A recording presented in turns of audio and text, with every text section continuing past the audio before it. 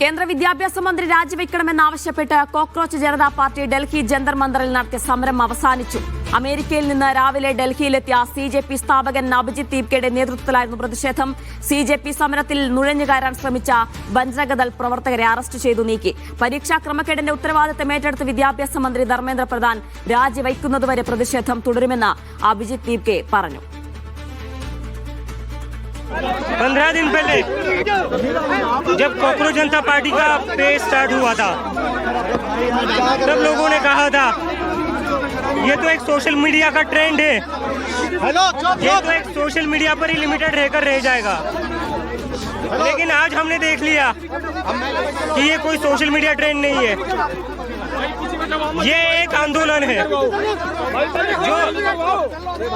जिसकी आज शुरुआत हो चुकी है और आगे वाले टाइम में ये आंदोलन और आगे बढ़ता जाएगा, बड़ा होते जाएगा। आपको शर्म नहीं आती? और कितने बच्चों का सुसाइड करना का वेट करेंगे आप जब तक रिजाइन नहीं करोगे तब तक हमारा मूवमेंट जारी रहेगा। इसके बाद हम ये मूवमेंट को देश भर में लेकर जाएंगे जब तक धर्मेंद्र प्रधान रिजाइन नहीं करते, और इसको हम देश भर में लेकर जाएंगे और हम फिर से एक बार दिल्ली में इकट्ठा होंगे। റഷീദ് ബിൻ മുഹമ്മദ് ചേർന്ന വിശദാംശങ്ങൾ നൽകാനായി. റഷീദ്, ഇന്ത്യൻ ചരിത്രത്തിൽ രേഖപ്പെടുത്തുന്ന ഒരു സമരമാണിത്. നവമാധ്യമങ്ങളിലൂടെ രൂപപ്പെട്ട ഒരു കൂട്ടായ്മ അത് വലിയ രീതിയിൽ പ്രതിഷേധവുമായി ഡൽഹിയിൽ ഇന്ന് എത്തിച്ചേർന്നു. ഇന്ന് എന്താണ് അവിടെ സംഭവിച്ചത്? ജന്തർ മന്ദറിലെ കാഴ്ച എങ്ങനെയായിരുന്നു?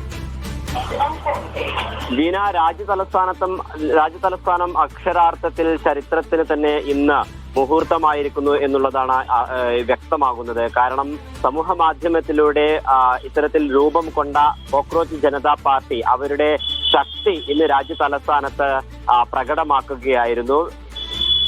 3000-ലധികം പ്രതിഷേധക്കാരാണ് ഈ പ്രതിഷേധത്തിന്റെ ഭാഗമായി ഡൽഹിയിലെ ജന്തർ മന്ദറിലും മറ്റു മേഖലകളിലുമായി തടിച്ചുകൂടുകയും അഭിജിത്ത് ദീപ്കയുടെ നേതൃത്വത്തിൽ ധർമ്മേന്ദ്ര പ്രധാൻ രാജിവെക്കണമെന്ന മുദ്രാവാക്യം ഉയർത്തുകയും ചെയ്തിട്ടുള്ളത്. എന്തായാലും ഏതെങ്കിലും തരത്തിൽ സമൂഹ മാധ്യമങ്ങളിൽ മാത്രം ഒതുങ്ങിത്തീരുമെന്ന് ചില ആളുകൾ പ്രതീക്ഷിച്ചിരുന്നു. പക്ഷേ അങ്ങനെയല്ല സംഭവിച്ചിട്ടുള്ളത്. രാജ്യത്തെ യുവാക്കളും വിദ്യാർത്ഥികളുമായിട്ടുള്ള ആളുകൾ കടുത്ത നിരാശയിലാണ്.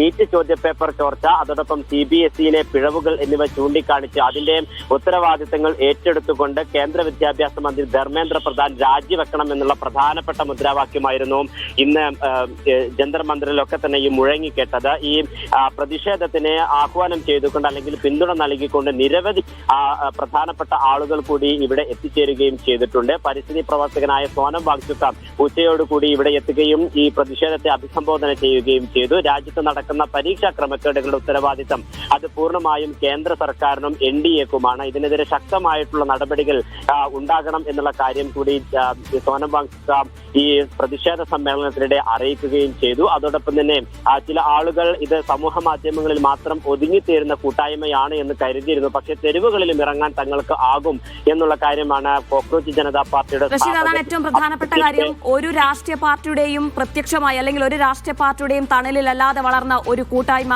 വലിയ ഒരു സമരവുമായി രംഗത്തിറങ്ങുമ്പോൾ നേരത്തെ സൂചിപ്പിച്ചതുപോലെ തന്നെ നവമാധ്യമങ്ങളിൽ മാത്രം കണ്ട ഒരു പിന്തുണ, അത്രത്തോളം പിന്തുണ തന്നെ ഇന്ന് തെരുവിലുണ്ടായിരുന്നു. എവിടെ നിന്ന്? രാജ്യത്തിന്റെ പല ഭാഗത്തുനിന്നുള്ള പ്രതിഷേധക്കാർ ഇന്നവിടെ എത്തിയിരുന്നു. എന്തായിരുന്നു?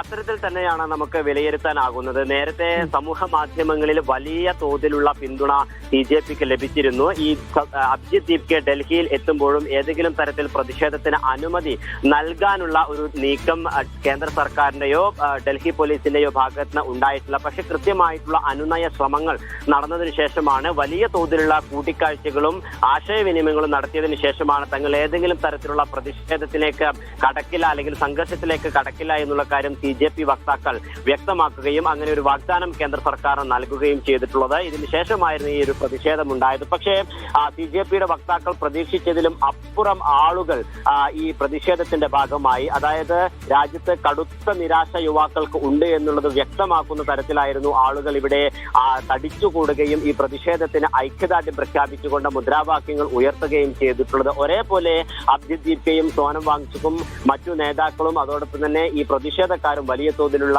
മുദ്രാവാക്യങ്ങൾ വിളിക്കുകയായിരുന്നു. ധർമ്മേന്ദ്ര പ്രധാന്റെ രാജിയിൽ നിന്ന് പിന്നോട്ടില്ല, ഇതിന്റെ ഉത്തരവാദിത്വം ഏറ്റെടുത്തുകൊണ്ട് അദ്ദേഹം രാജിവെക്കണം എന്നുള്ള കടുത്ത നിലപാട് തന്നെയാണ് അവർ മുദ്രാവാക്യങ്ങളായി ഉയർത്തിക്കൊണ്ടുവന്നത്. പക്ഷേ ചില ഘട്ടങ്ങളിൽ ഈ സംഘർഷങ്ങളെ അടിച്ചമർത്താനുള്ള നീക്കം ചില ഭാഗങ്ങളിൽ നിന്നുണ്ടായി. അത് ബജ്രംഗ് ദളിന്റെ ഒരു ഇടപെടലായിരുന്നു. ഇത്തരത്തിൽ മോദിയെയും കേന്ദ്ര സർക്കാരിനെയും അപകീർത്തിപ്പെടുത്താനുള്ള ശ്രമമാണ് CJPയുടെ ഭാഗത്ത് നിന്ന് നടക്കുന്നത് എന്നുള്ള ചില നീക്കങ്ങൾ അല്ലെങ്കിൽ അത്തരത്തിലുള്ള പരാമർശങ്ങൾ നടത്തിക്കൊണ്ട് ചില ബജ്രംഗ് ദൾ പ്രവർത്തകർ ഈ മേഖലയിലേക്ക് എത്തുകയും സേനാ വിഭാഗത്തിൽപ്പെട്ട ആളുകൾ അവരെ അറസ്റ്റ് ചെയ്ത് നീക്കുകയും ചെയ്തു. അതിനുശേഷവും വലിയ തോതിലുള്ള അക്രമ സംഭവങ്ങൾ ഉണ്ടായി. നമുക്കറിയാം CPIയുടെ നേതാവായിട്ടുള്ള ആനി രാജ ഇതിന് പിന്തുണ അർപ്പിച്ചുകൊണ്ട് ജന്തർ മന്ദിറിൽ എത്തുകയും അവർ സംസാരിക്കുകയും ചെയ്തിരുന്നു. പക്ഷെ അവർക്കെതിരെയും വലിയ തോതിലുള്ള ആക്രമണം ബജ്രംഗ് ദളിന്റെ ഭാഗത്ത് നിന്ന് ഉണ്ടായി. കോക്രോച്ചുകൾക്കെതിരെ അല്ലെങ്കിൽ കൂറകൾക്കും പാറ്റകൾക്കുമെതിരെ ഉപയോഗിക്കുന്ന ഹിറ്റ് അവർക്ക് നേരെ പ്രയോഗിക്കുന്ന സാഹചര്യം ഉണ്ടായി. അങ്ങനെ വലിയ തോതിലുള്ള ഒരു അക്രമ സംഭവങ്ങളിലേക്ക് കടക്കുന്ന സാഹചര്യം കൂടി ഇന്ന് ജന്തർ മന്ദിറിൽ സാക്ഷിയാവുകയും ചെയ്തിട്ടുണ്ട്. എന്തായാലും